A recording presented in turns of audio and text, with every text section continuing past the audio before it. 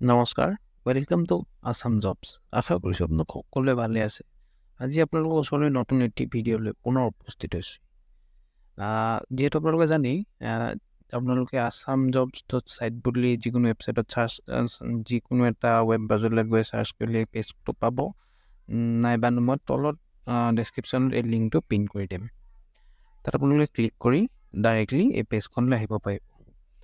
এই পেজখন যেতিয়া আপোনালোকে দেখা পাব, আজি railway protection force constable requirement বুলি যোনটো পষ্ট পাব, তাত আপোনালোকে এনেকৈ ক্লিক কৰি দিব।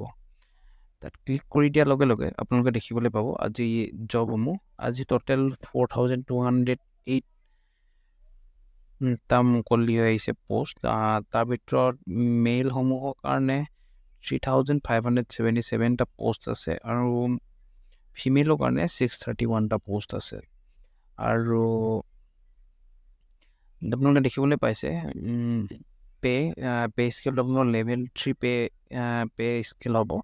আপোনালোকৰ ইনিচিয়েল পে আপোনালোকৰ 21,700 আৰু লগতে আপোনালোকৰ এক্সট্ৰা এলাউঞ্চেছ থাকিব, যেনেকৈ HRA, TA, DA, এক্সেট্ৰা। তাৰপিছত নেক্সট আহিছে ইলিজিবিলিটি ক্ৰাইটেৰিয়া। আপোনালোকে এই জবটো এপ্লাই কৰিবলৈ ইলিজিবল হোৱাৰ বাবে আপোনালোকে চবতকৈ প্ৰথমত চিটিজেন অফ ইণ্ডিয়ান হ'ব লাগিব আৰু 18 পৰা 28 ইয়াৰ্ছৰ ভিতৰত হ'ব লাগিব। কিন্তু এইজ ৰিলেক্সেশ্যন দিয়া আছে ST আৰু OBC। ST হ'লে মানে ST হ'লে আপোনালোকে 5 বছৰ এইজ ৰিলেক্সেশ্যন থাকিব, আৰু OBC হ'লে মানে আপোনালোকে যদি NCL হয়, নৰ্মেল OBC হ'লে নহ'ব, OBC উইথ NCL, তেতিয়াহ'লে আপোনালোকৰ 3 years এইজ ৰিলেক্সেশ্যন পাব। আৰু এডুকেশ্যন কোৱালিফিকেশ্যন তেনেকৈ বেছি নালাগে। আপোনালোকৰ 10 পাছ, আপোনালোকে ক্লাছ 10 পাছ কৰিলে হ'ব। আৰু সকলো বেলেগ বেলেগ কাষ্টৰ কাৰণে আপোনালোকৰ বেলেগ বেলেগ ফিজ আছে, যেতিয়া দিয়া আছে আপোনালোকে ভালকৈ এবাৰ পঢ়ি ল'ব। ST SC সমূহৰ কাৰণে 250, আৰু যিসকল ফিমেল আছে তেওঁলোকৰ কাৰণেও 250। যিসকল এক্স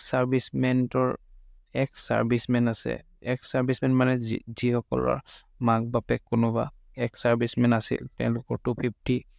আৰু মাইনৰিটিজৰ কাৰণে 250, আৰু ইকনমিকেলি বেকৱাৰ্ড ক্লাছেছৰ কাৰণে 250, আৰু তাৰ বাহিৰে বেলেগ যিমান আছে সকলো কাৰণে 500। আৰু ইম্পৰ্টেণ্ট ডেটছ আপোনালোকে দেখিবলৈ পাইছে। ইয়াৰ last date of online application is 15 April. এইটো মই আপোনালোকক ঠিক কৰিম। এইটো 15 এপ্ৰিল হ'ব নালাগিছিল। এইটো হ'ব আপোনালোকৰ লাষ্ট ডেট আপোনালোকৰ 14 মে 2024 আপোনালোকৰ লাষ্ট ডেট। আপোনালোকে নিজৰ মানে এপ্লিকেশ্যন ফৰ্মখন যদি ফিল আপ কৰিছে, তেন্তে 15 পৰা 24 মে ভিতৰত আপোনালোকৰ এডিট কৰিব পাৰিব।